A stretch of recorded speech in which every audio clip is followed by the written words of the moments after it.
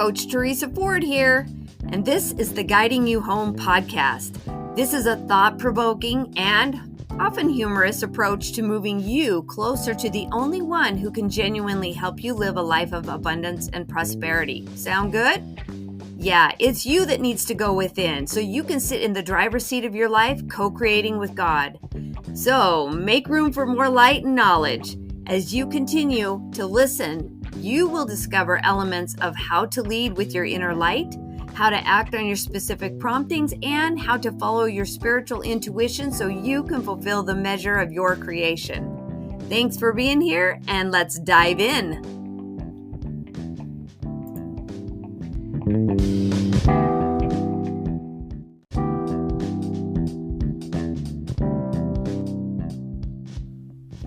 Hello. I am excited about today's topic because the most important person in the world is you. And when you give yourself permission to be you, everything changes. We feel negative emotion less, and we really see our true potential show up. So we've got to get down to the nitty-gritty. We really need to know that you are doing everything you can do to be your best self. And sometimes we just need someone to give us a permission slip to do that. So that is my intention here, is to give you a permission slip to be you 100%. And we're going to do it by starting with 3 basic ideas. You know, let me just preface this by saying that it almost sounds ridiculous to say, I just need to be me, because you can't be anybody else. But, oh my goodness, the noise out there, the noise of the conditioning of, what was acceptable and unacceptable in our homes, what we were allowed to do and unallowed to do. Like in my home growing up, it was not okay to be angry. It was not okay to express your anger. You had to be quiet and pretty much invisible to be good. Like that was my conditioning. So if you can imagine somebody who is actually a helper, I am very much that person that likes to go out and help people and show them their potential. The helper in me was relegated to only helping if it made the other person happy, meaning sometimes my helping was to disappear, was to not be me, was to not have needs. There was a lot of gaslighting and stuff in my childhood that led me to believe that I needed to remove my footprint from the earth, that I didn't really have a right to be here. And so when it comes down to growing up and being an adult and raising a family, and it's like, who am I? I don't even know, because I was taught to shut my needs down my entire childhood. So, there's trauma in our past. Even my husband, who says he had a perfect childhood, that was his perception, and it's his way of protecting his family because he's a protector. But there's stuff that happens in our childhood, and it doesn't have to be super bad. Like, he had a very loving home that he grew up in. Mine was much more chaotic. So the ways we perceive ourselves really is relegated to how we were treated, what values were instilled in us, and how healthy the people around us were. So when we look at our lives and our past stories, we have to remove the noise, the chitter chatter, the false stories that we had believed were true.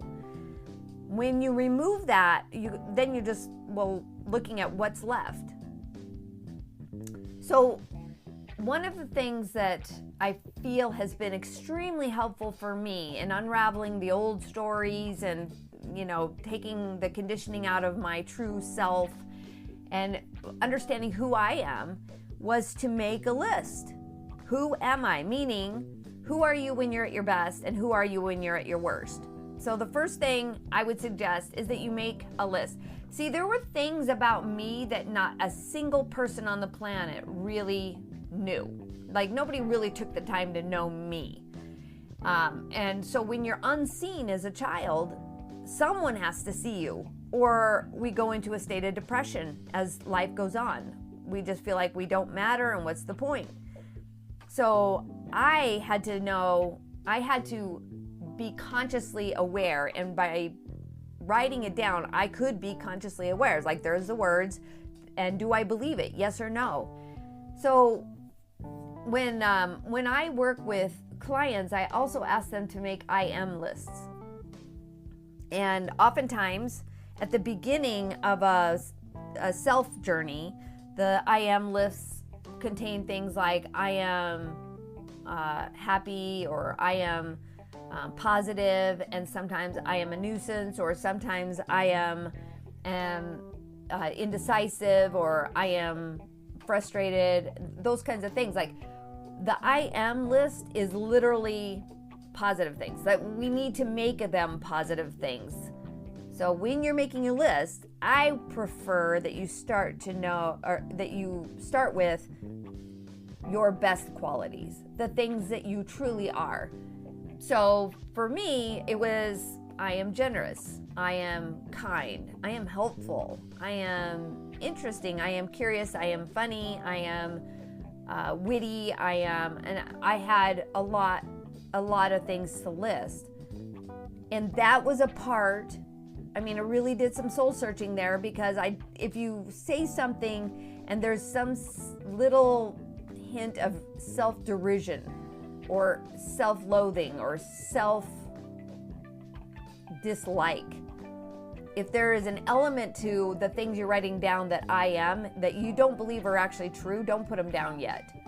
They probably are true, but you haven't resolved it yet. And that's what the negative emotion is telling you, is that you have differing opinions between your brain and your heart. But when you can write things down, like one of the things that I knew about myself that nobody ever really knew about me is that I had limitless possibilities.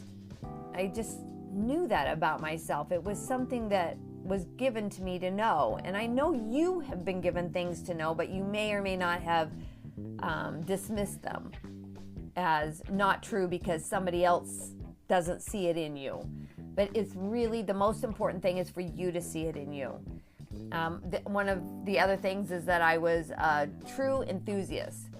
I listened to Tom Perry say that when he searched his heart for his true talents, he couldn't come up with anything other than his one and only talent was enthusiasm. And I heard that, I was like, yes, I resonate with that. That sounds familiar to me because I truly felt that about me too. So you may have heard other people talk about themselves in some way that you went, yes, that is in me as well. Write that down. Write down what that element is. For me, it's optimism, it's enthusiasm, it's energy, it's light, it's wittiness, it's intelligence. I didn't graduate college. I'm not saying I'm book smart, although I have read a lot of books. I am self-taught, but I am intelligent and I have a very strong intuition. And so I can clear-mindedly, I can with my whole heart agree that I am intelligent and that I am intuitive and that I am empathic. Those are things that I know are true to me. Here's part two, here's number two. When you align yourself with the things on your list that you know to be true, that you have come to a resolve to believe for yourself that they are true, you've got to align yourself with them. What would an enthusiastic person do? Would they be looking around to see who's better than them? Would they be trying to compare their gifts to someone else's gifts? What is the thing that keeps you lined up with, and I'm just going to keep using enthusiasm as an example. What lines me up with enthusiasm?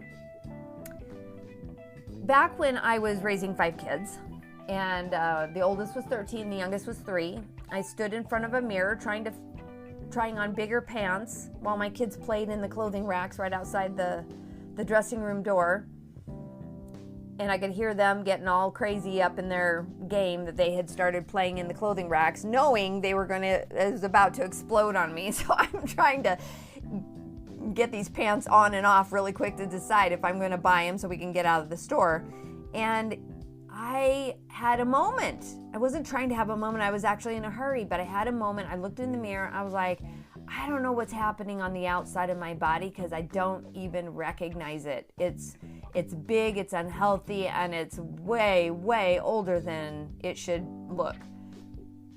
And I had that just a knowing. It's like, you are young, enthusiastic, and fun. What is happening? You don't match anymore.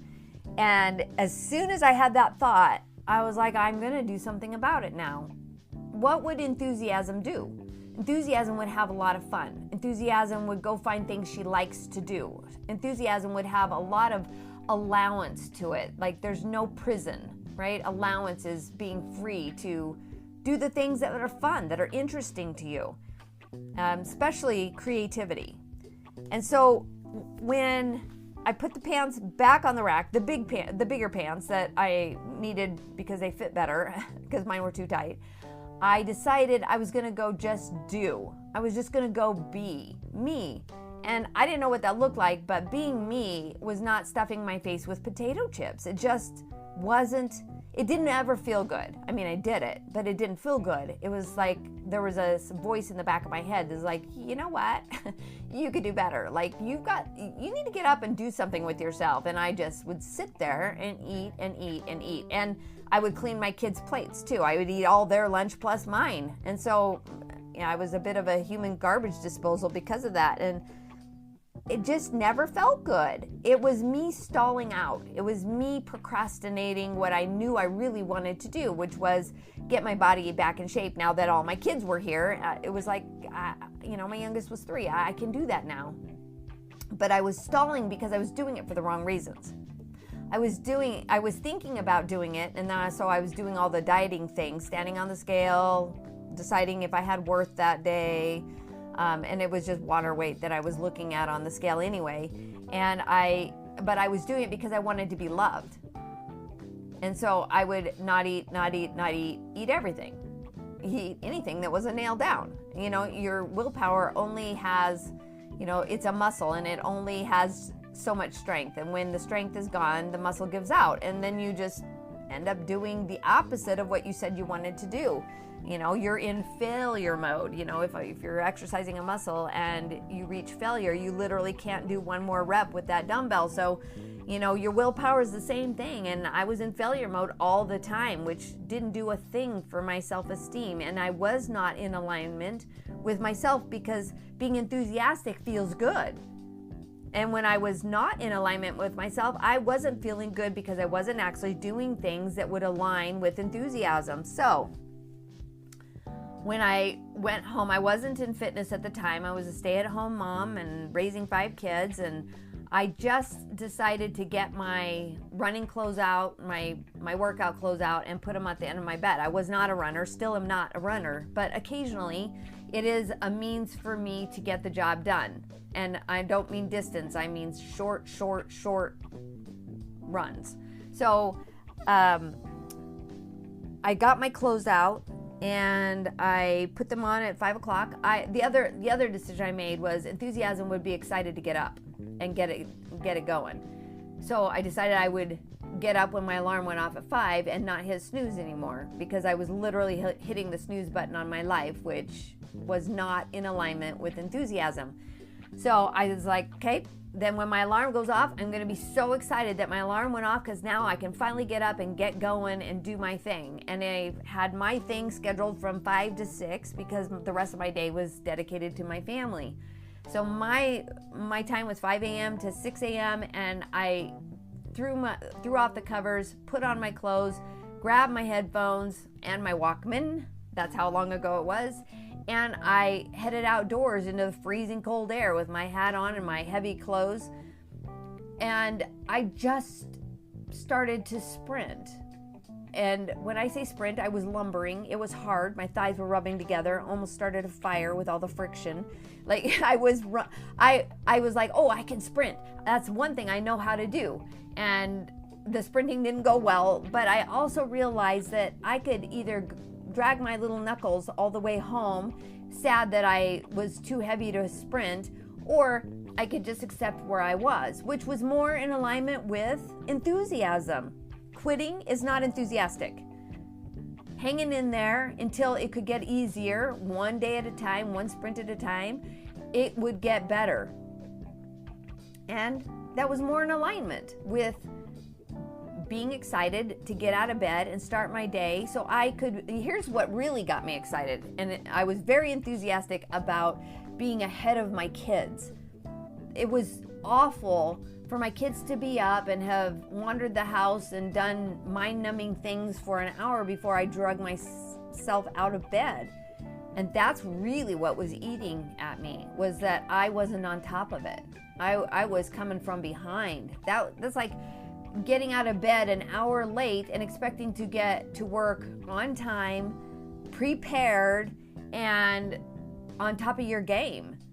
And it's no fun coming from behind. It's very, very hard to win a race when you're last in line, when you're the last one off the line, right? So I was like, okay, enthusiasm. And I didn't talk myself through this back then. I didn't really even understand the concept of lining up with who I was, but enthusiasm back then, looking back at it, I lined myself up with it, and that's why it worked. In 6 months, I had lost 8 dress sizes because I was enthusiastic about what I was doing.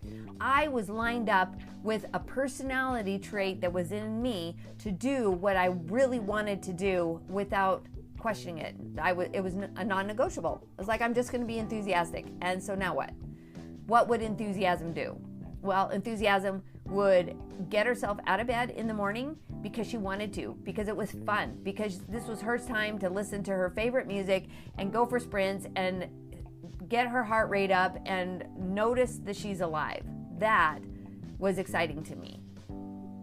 Okay, so when you line up with who you are, magic happens. So when I say magic, I got fit. But I didn't get fit because I was standing on the scale and I was counting calories and that I was hating every minute of being hungry, because I was never hungry. I was eating, but I ate foods that mattered to my body. And I ate purposefully. And I was enthusiastic about it. There was nothing hard about losing weight for me, of changing dress sizes. There was nothing hard about that because I was living in alignment with what felt good. And it kept me very enthusiastic and engaged in what I was doing. So you got to line up with your list. Every single item that you write down, and let's hope it's more than 5. I know you can come up with more than 5 on your list about who you are when you're at your best. Then you will find ways to just let yourself be that. Resistance against enthusiasm would look like what? It would look like eating a bag of potato chips. It would be going against the things I wanted to do. It would be wasting my day watching TV when effective and efficient are my key values. So you gotta check and see, how am I working against myself? And who am I pointing the finger at for the reason why I am working against myself? I was overweight because I was pointing my finger at my first husband because he didn't love me. I wasn't lovable enough. It was the story that was being perpetuated from my childhood that my mom would never love me. I was never going to be good enough, smart enough, quiet enough, invisible enough for her to even notice that I was lovable. So here I was perpetuating a false story. It was not a true story. And the reasons I felt the way I felt were not my husband's fault. They were mine. But taking personal responsibility is lining up with all those good elements of who you are. It's nobody else's fault, the way you feel about yourself, certainly as an adult. We have got to parent ourselves just enough to pull ourselves up out of those moods, those feelings, those sadness moods that come over us, right? The victimhood. We have to move beyond that to line up with who we really and truly are. You're the one that needs to give yourself permission to be you. So for many, many years, I held my mother responsible for not being lovable, that I entered the world without a clue as to how to, let alone be me, but to even just navigate life. It seemed like everybody in the world knew things I didn't know. I'm like, oh my gosh, how did you know that? I felt like I was always 20 years behind everybody else. But that was nobody else's fault but my own. And heaven knows there were enough books back in the day and enough internet now that there's just no excuse not to find better ways to take responsibility for how you feel about yourself, so you can line up with all of your glorious attributes and values and characteristics and personality traits. Like, you're an amazing person. There's only one person like you, but you have to own that. You have to grab every element of that, and the ones that you're like, well, I would say it's true, but I don't know that anybody would agree with me, is not a reason not to write it down. If you believe it and you know it, then you need to write it down. The third thing that I would say is the most important thing for you to stay in alignment with your personality list and all your good qualities is you've got to check your mood. What is causing you to feel anything but positive and excited about life? What is that negative emotion that's holding you back? Because it's not true. Whatever it is, when we have a hard heart, if you will, we have a negative mindset.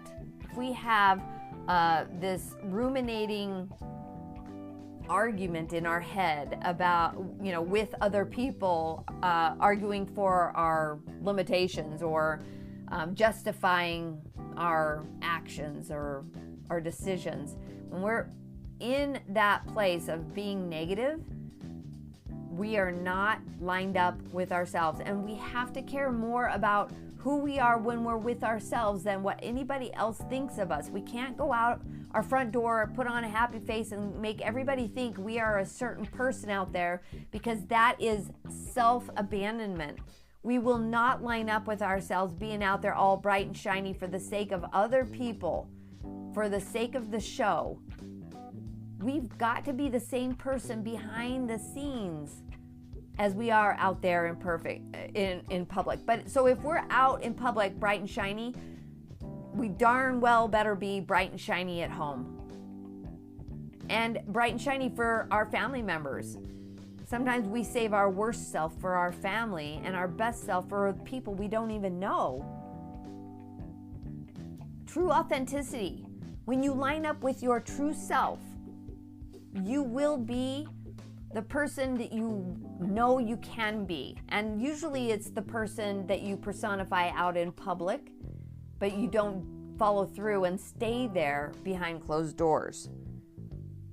So just make a mental note. If I'm feeling negative, it's because you're having an argument between your mind and your heart.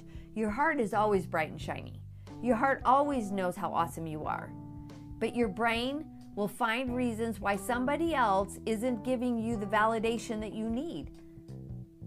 Your validation comes from you. Permission to be you comes from you. It's nobody else's fault. And if you're in a mood, check why. Why are you in a mood? Was it a conversation you had with somebody else where they didn't see your true worth, your true value, your cuteness, your lovability, your intelligence? Like, who is it that you are saying is the reason why you can't line up with yourself?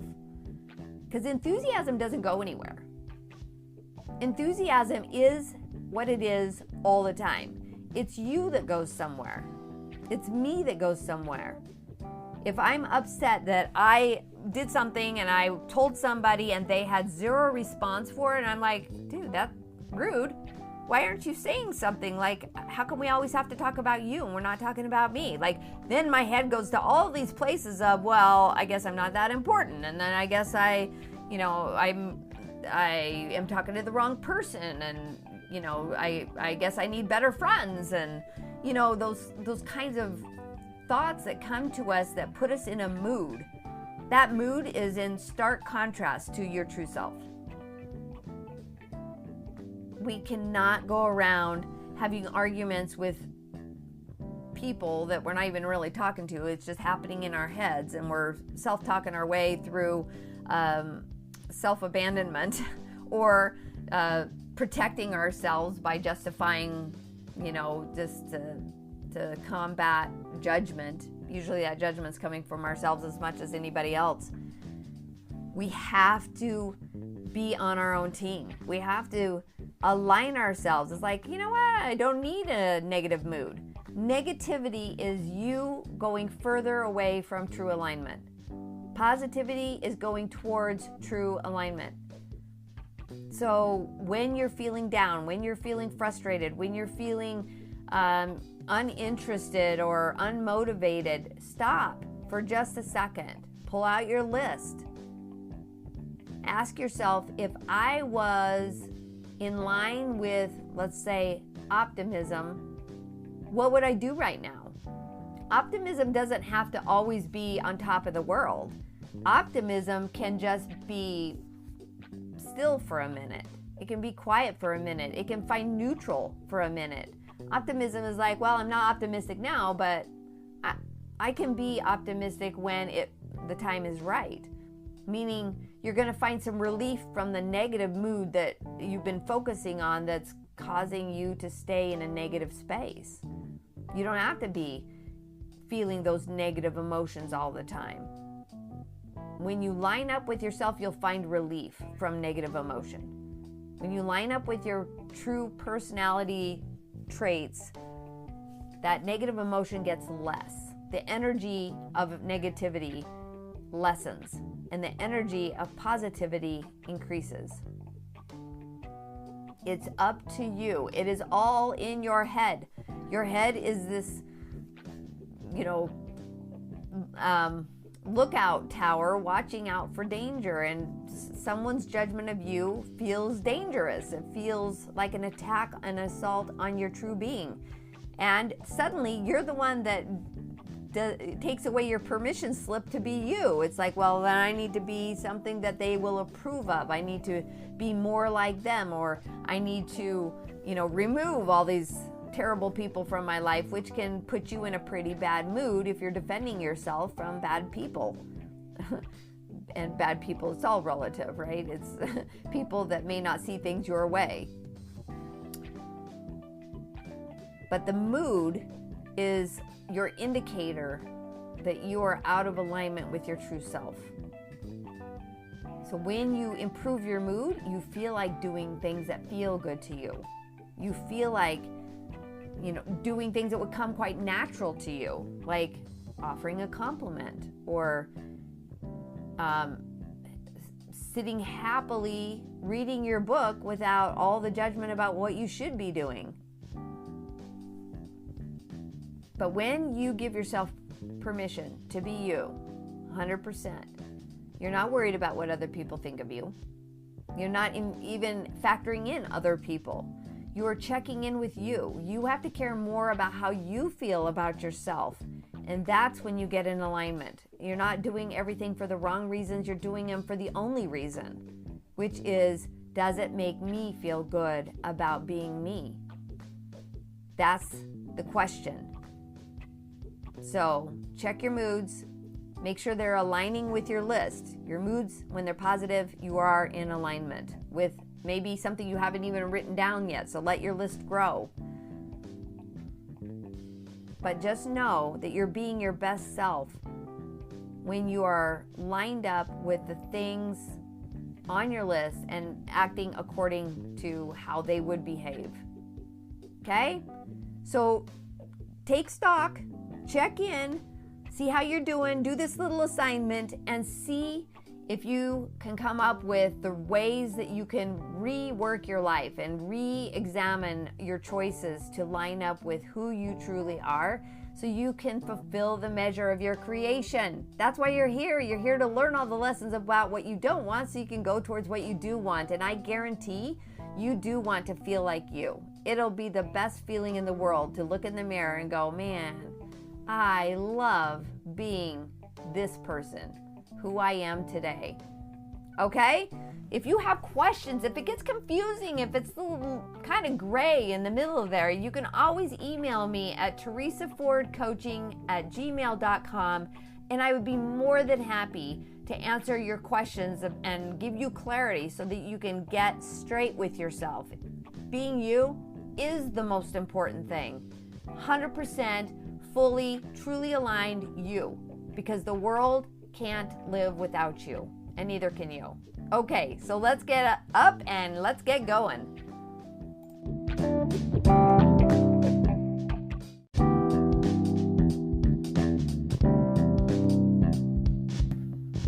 Thanks for listening. I invite you to leave your feedback and share your aha moments as you listen to this podcast.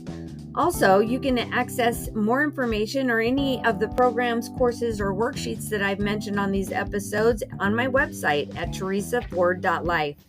Or what I would really love is for you to connect with me on Instagram at teresaford.coaching and on Facebook at Coaching with Teresa Ford, so I can give you more interesting insights and further coaching to help you fulfill the measure of your creation.